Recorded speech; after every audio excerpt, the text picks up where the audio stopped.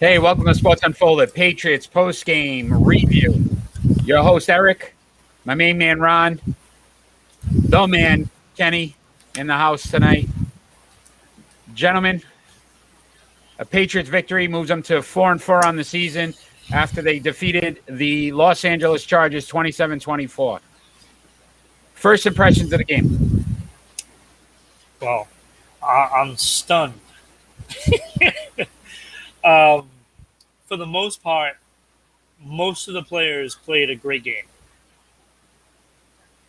except for the penalties. Yeah, what I would say is I definitely, you saw a tale of two tapes the first half. Yeah. And I think it was more of a feel-out half for the Patriots. You saw that the second half adjustments and what they were able to do in controlling that game. Austin, thanks for joining. Kenny? It's just a great game. Like you said, the first quarter was kind of sluggish, but third and fourth quarter, I give it to them. They ran good plays. The defense stepped up. The defense looked kind of sluggish in the first and second quarter, but they stepped up. So it's probably easy to say that this resembled Patriot football of the past.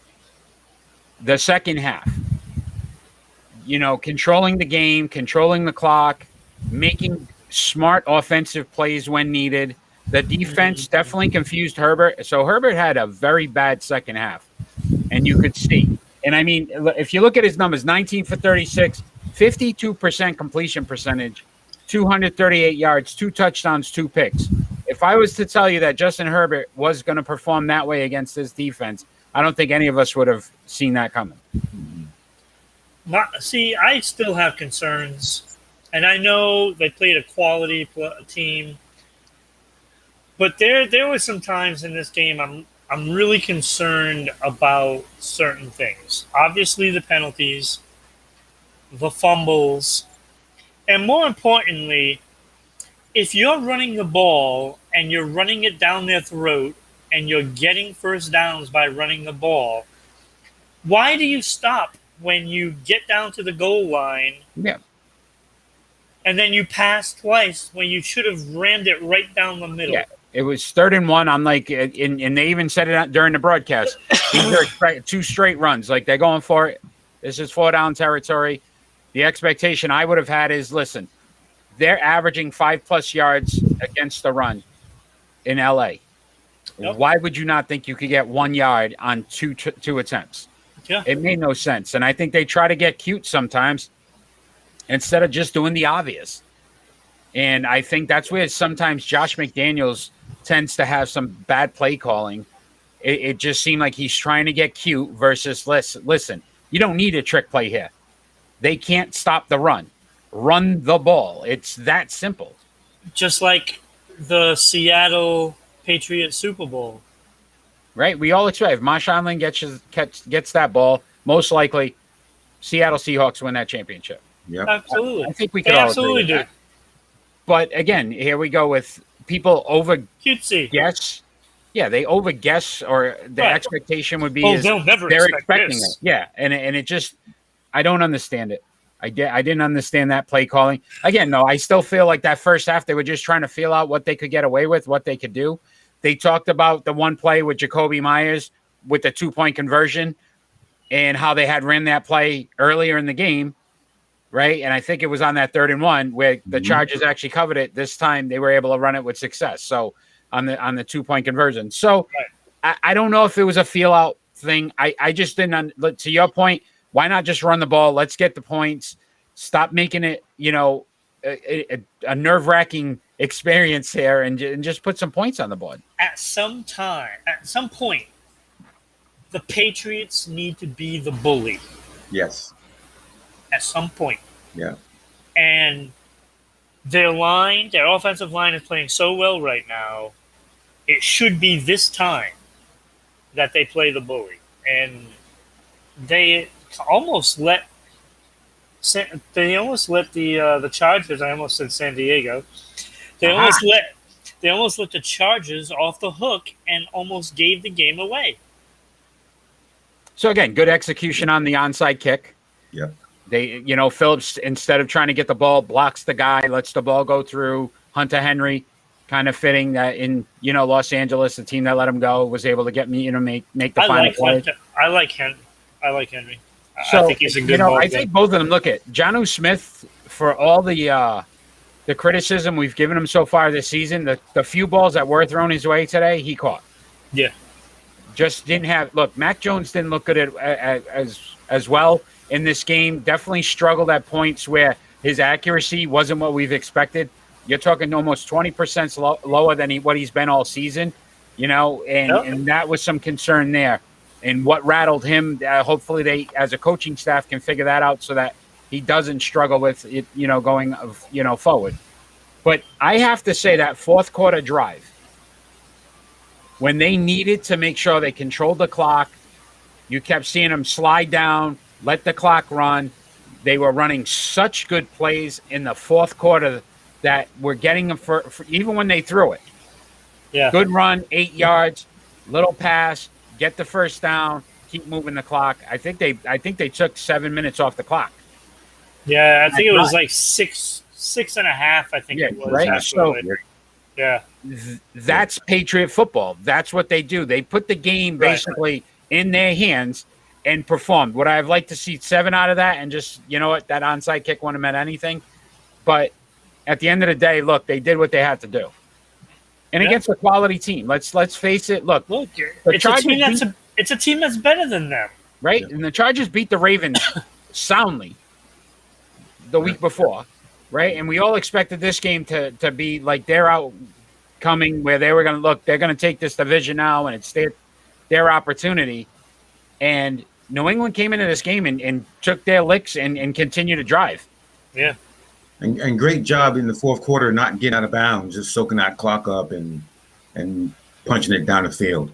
Right, you saw it every time. They all slid. They all made sure. Look, N'Keal Harry got a couple catches today.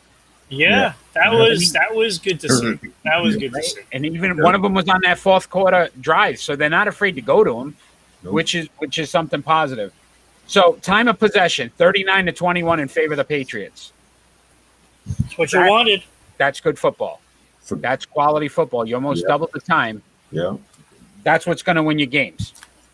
Let's look at some of the numbers, though. Mac Jones, 18 for 35, 51.4% completion percentage, 217 yards passing, no touchdowns, no interceptions. Overall, great on his performance tonight. Yes, no interceptions. It was the Trent Dilfer effect there. Don't go out there and cost the team the game. Just control the clock, control the game, and don't make mistakes. Sarah, thanks for joining. What I would say is this. If I'm giving him a grade, it's a C. He was average. He didn't do anything to wow me, but he didn't do anything to make me feel like he failed either. And as a coaching staff, listen, you're not going to every game throw for 300-plus yards. You're not going to, throw for 3-4 touchdowns. We've seen a lot of different games today where it was, look at Tampa Bay, took them a while to really take off and take over that game. So we've seen some games where, look, even these quality quarterbacks struggle at times. The Thursday night game between Kyler Murray and Aaron Rodgers. I mean, both of those quarterbacks didn't, blow you away by any stretch of the imagination. No, and like I said, it's that Trent Dilfer experience right there. You just got to do your job. And today, his job wasn't to throw the ball all over the place. Today, it was just, hey, here you go, Harris. Here you go, Stevenson. Let's control the game, control the clock, and that's what they did. And they did it very well, obviously, because, you look at the time of possession, and that says everything.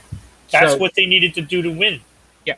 Damian Harrison, 22 carries, 80 yards, and a touchdown. One called back on a penalty. So he would have probably had 100 yards and 2 touchdowns in this game. Yep. Can we say he's coming into his own now as the Patriots starting running back? He's also playing smarter as well. And, so he's not just going up and doing the play. He's he's going to that spot where he's supposed to go to, and he's assessing before he gets there, and then he can change direction. Yep. So you're saying nice cuts, definitely hitting the hole. Yeah. You know what I mean? Making some good decisions, holding on to the ball. So absolutely. For joining. So Aguilar in this game, 3 receptions for 60 yards, but he seemed very active. They kept trying to throw the ball deep, force it deep.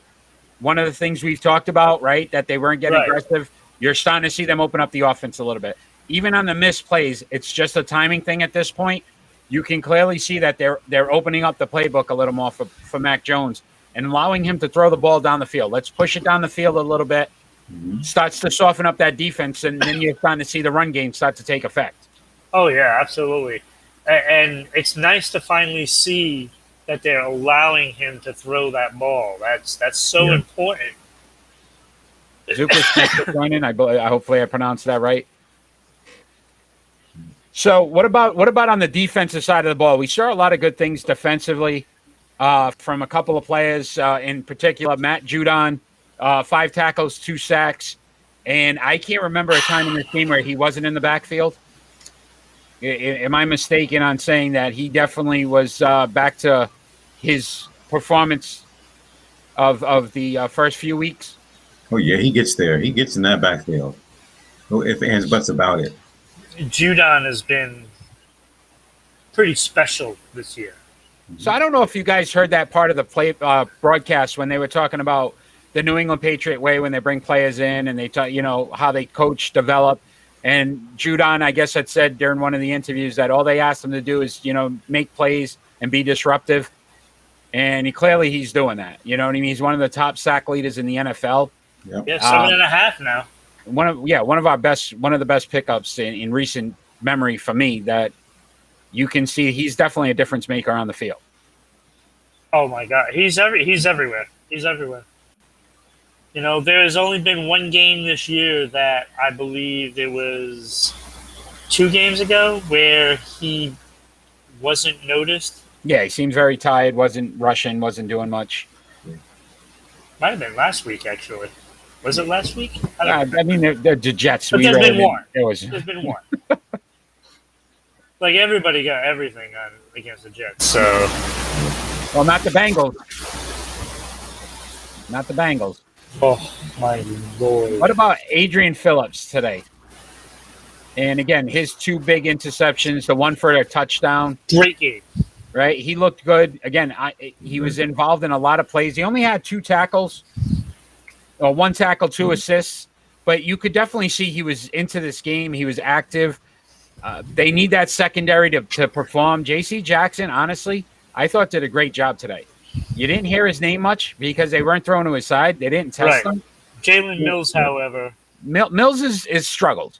And you know what, though? And I'm not saying – listen, I'm not going to say that he's gonna turn it around and become an all-pro and defensive player of the year like Gilmore did. But Gilmore struggled his first year in New England. Yeah. He did. Jalen Mills, I'm not saying will be the same player, but if he can start to grasp the system – He's close. He's there. It's not like he's out of the plays and he's not around. He's just got to figure out how to make plays better. And I'm sure with better coaching, he can do that. That late touchdown, they said it. He just turned the wrong way. He didn't put himself in a position to make a play on the ball. It's he put himself in a very vulnerable spot. Like he had the proper spot at first, and then it was almost like he took a step to would be to his right, and that one step put him out of the right spot to catch that ball. Maybe and we are talking American football, by the way. This is American football, and so he took himself out of reach, basically, to get that ball. Yeah. And of course, he got overpowered for it. Yeah, and I listen, I don't think they originally intended him to come in and be the number 2 cornerback. No. And then with injuries and with some of the things that have happened, right, the opportunity where he had to step up and become the number 2, cornerback. You can see he's not that cornerback. If he was our third cornerback, I think, as a nickel with Jonathan Jones, who's now done for the year, I think we would have been fine in the secondary. It's just, again, we know what happened. Gilmore actually came back today and I believe got an interception to seal the game for the Panthers. So, we're gonna live this for the rest of the year. And guess who we play next week, gentlemen? Panthers. Yeah, and Stephon Gilmore. Yeah. So if you don't think he's going to be pumped up for that game, I would not throw to his side of the field the entire game. That's my advice. So I know Friday normally, Ron, we do our preview of the game. I'm going to tell you right now, that's going to be one of the discussions I bring up. Do not throw to Gilmore's side. Austin brought up J.C. Jackson and being spotty. He never really liked him as a corner. At this point, though, he's definitely the best corner they have on this team, and he's performed for the most part that way. Yeah, it was a bad trade. I agree, Austin. Very bad trade. Yeah.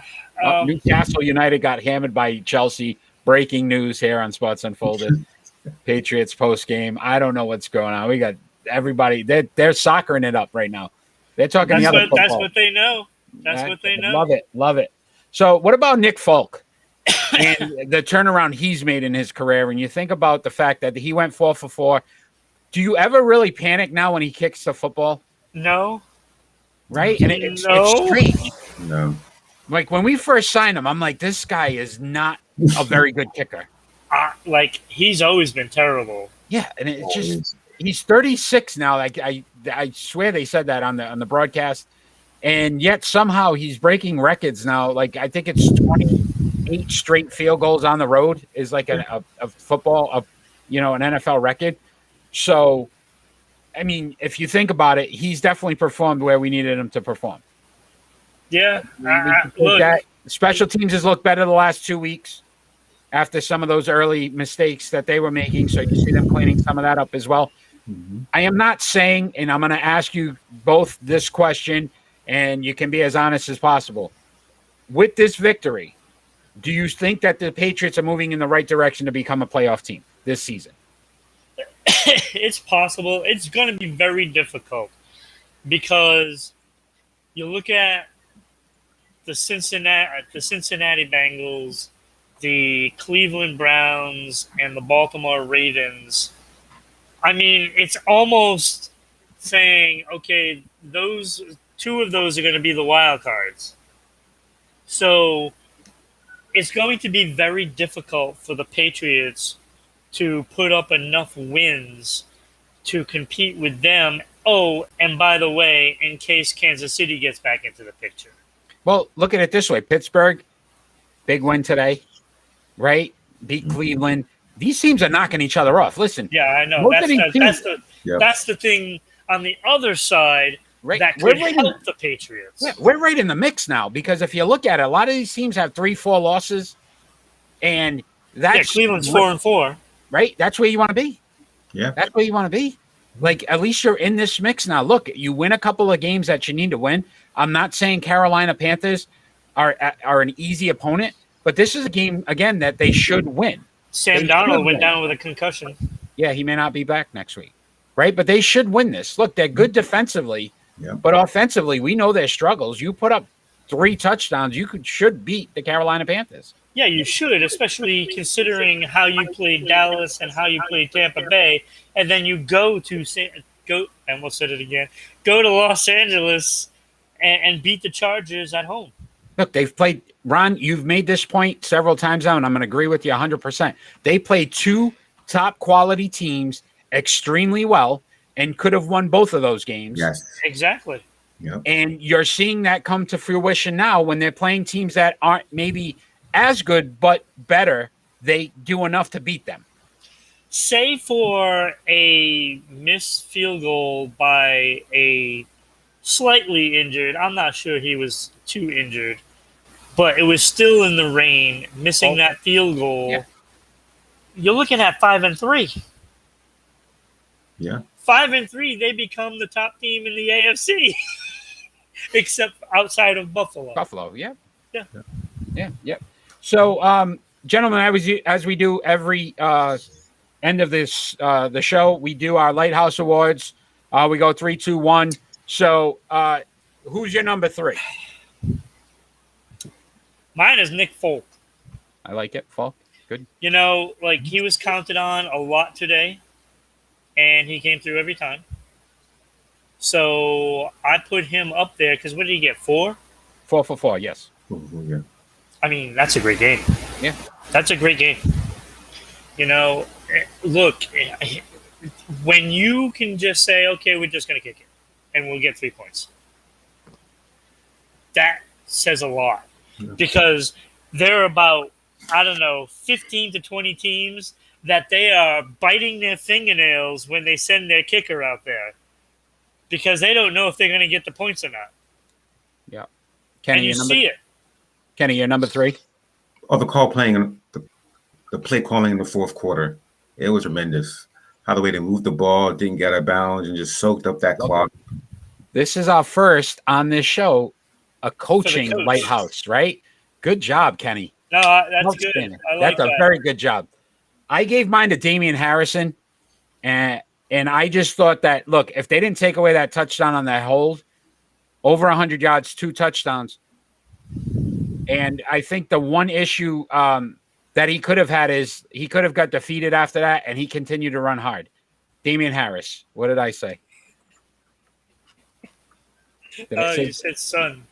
Oh, Harris' son. Oh, I'm thinking Stevenson. Harris. Damian Harris was my number 3. Who'd you have at number 2, Kenny?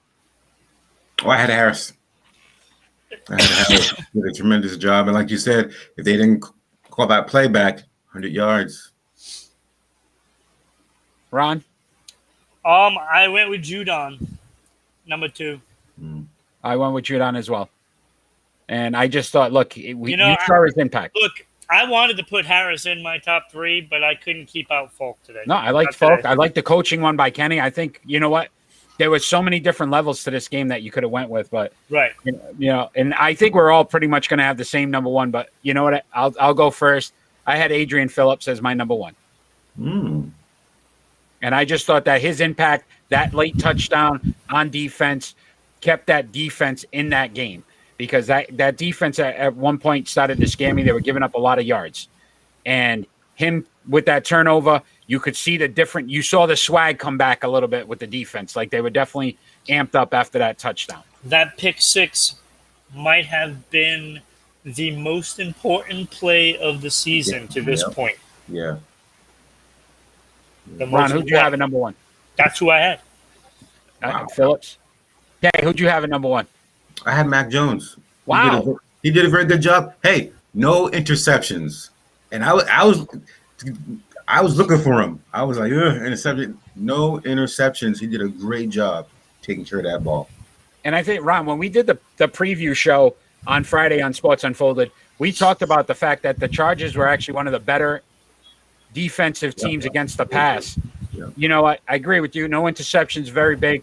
I just thought he was too inconsistent with the accuracy today to consider him that number 1. Yeah, I mean, he could have possibly been in the top 3 if you really wanted to put him up there, but not at number 1. And that's my opinion. To me, it was the fact that I think the Chargers disguised their secondary pretty well today, and I think that might have been a little more confusing for Mac Jones because I don't think he's seen a secondary that has played this well, this season. And, they mixed things up. They had people shifting and, and playing different spots and switching sides of the fields. And so I think Mac Jones, even though there was a little confusion at times because it looked like he didn't know where to throw the ball at times, but to Kenny's credit, he didn't turn the ball over. Mm-hmm. Yeah, he did the things you need him to do, right? Yeah. No turnovers. That's usually what wins you football games. That plus minus, and you know it about even in hockey, Ron, right? That plus minus usually means a lot. So, gentlemen, real quick, expectations for next week against the Panthers? Look, they played great against the Jets. It was the Jets. Today, they played a real team, and They went toe to toe with them. Now they put themselves in a position where they can dictate what happens to them this year. If they go out and they beat Carolina, then and take care of their job, if they do their job, Ron's on the Bill Belichick, do your job thing. I think we got to get you a T-shirt. I love it. I got to put the hoodie on. Kenny, any expectation for next week's game? It's all about the defense. If the defense can come out and punch him in the face, we got a chance. I'm a little nervous about Gilmore. I'll be honest. I'm not liking this Gilmore. I'm not that nervous. I'm not that nervous. I am a little nervous about that. Especially with no Sam Darnold. Once again, if you enjoyed what we've done tonight, this is our Patriots post-game review. We do this after every Patriots game on usually Sunday, unless they have a Thursday night game. Watch us on Friday nights at 6 p.m. on Rhode Island Broadcasting. You can see us on Facebook and YouTube on Rhode Island Broadcasting, or Rhode Island _broadcasting on Twitch. Follow us on social media at Sports Unfolded on Facebook and Twitter, at Broadcasting RI on Twitter, Sports _Unfolded on Instagram. And you can also listen to us if you don't have time to watch on Amazon, Anchor, Google, and Spotify. We have all those podcasts out there. So many different ways to watch, listen. We appreciate everybody that joined tonight. Austin, you've been great. Valkyrie, great. Sarah, you've been awesome. If I forgot anybody, Azuki, you've been awesome. I believe is out there. Right, you guys have been awesome tonight, so thanks for joining. Kenny, as always, appreciate you joining us for our post game. We are going to do next week our NFL midseason report. So we will discuss that date and get that out to everybody and let them know. Ron, I will see you Friday night at 6 p.m. We are live. Can't wait. So much to talk about every week. So I look forward to it. Guys, great show. Thank you for joining. Fans out there, thank you. Have a great night. Peace. Take and care, happy everybody. Halloween. Happy Halloween. Yes. And have a spooktacular night. Yeah, and in a somber moment before we just want to two rest in pieces. So unfortunately, we lost two. Jerry Remy passed away, and Ernie Johnson's son, Michael Johnson from TNC, his son passed away as well. So we wish them both, our condolences from the Sports Unfolded family. Yes. Have a great night, everybody out there. Everybody. Bye.